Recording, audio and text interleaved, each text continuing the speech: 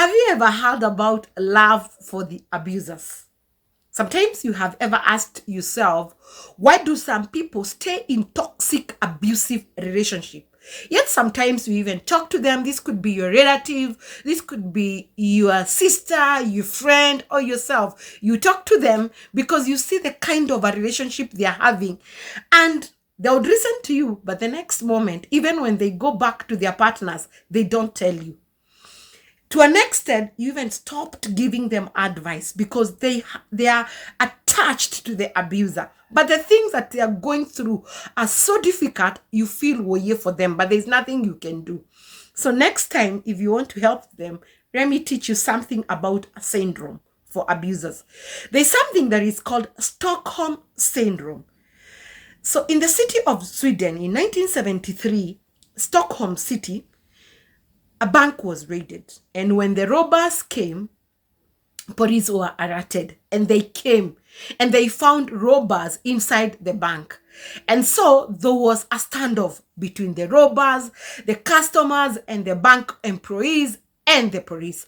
After 6 hours, of course, the robbers were apprehended and everyone was set free. When the robbers were apprehended and taken to court, of course, like any other magistrate, asked for evidence. The police came back to the bank that was raided and asked the employees to come and testify and give evidence so that they can be able to prosecute the robbers. Guess what? The employees refused, and actually they gunned against the police. Now, the story goes on that the employees even came together and contributed so that the robbers can be set free. And of course, according to the criminologists and the prosecution officers, they came up with that Stockholm Syndrome, the emotional attachment for those 6 hours that the employees had with the robbers. That is what happens in most cases in an abusive relationship.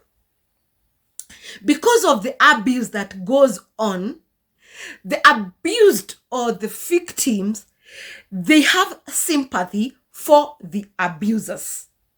And with time, they are conditioned to believe that they are not good enough. Actually, they learn something that we call learned helplessness. They become very helplessness, and they are conditioned to believe actually the only person who can help them is their abuser. And what abusers would do once in a while would do something that is good to them, something small, and the abused or the victim would magnify that thing that is small and make it look like it's a mountain, that they have done something that is big, because to them they are useless and they don't deserve. They are hopeless. They have been conditioned to believe how hopeless and useless they are. And so they can't go out there because they know no one else is able to handle them. No one else can have mercy upon them. The only person who can help them is the abuser. And the abuser did that so that they are able to control them. And so they learned that syndrome. That is why it's called Stockholm Syndrome. They have a dependency with the abuser. They have sympathy for the abuser.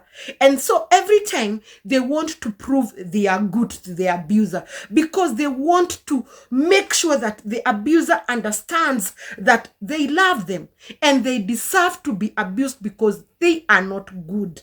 And you can imagine that one can continue for years and years, and even to their children. They also come to love the abuser. If the abuser was the father, they will love that abuse. If it was the mother, they will love, because they are again conditioned, they are bad. And so the generation grows like that.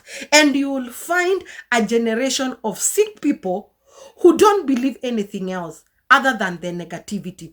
And they form that in their world, that they are not good enough and they are helpless.